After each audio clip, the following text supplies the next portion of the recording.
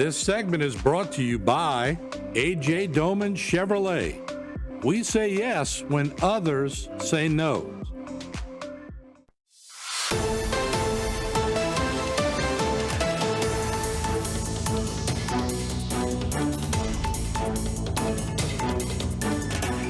What a story today. This is one of the most touching stories in the 40-year history of HTV. Truman Causey, who perished in World War II, is coming home. He perished in 1942. He was a prisoner of war. His remains flown into New Orleans, a procession on the way here to Raceland, and I know for the family this has to be a very touching moment and a moment of closure and a moment of fulfillment. To imagine that you go off to war at a very young age and your remains remain in the Philippines for all these years, 83 years. But today is different. There's a different feel in Raceland today as we're cloaked in the back by the funeral home, the American flags, and yes, the old bridge. What a great day in Raceland to receive a veteran.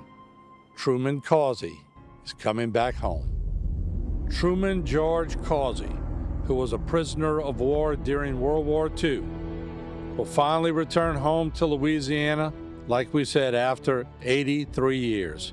His long-awaited journey home concludes a lifetime of sacrifices and a promise to his family for decades.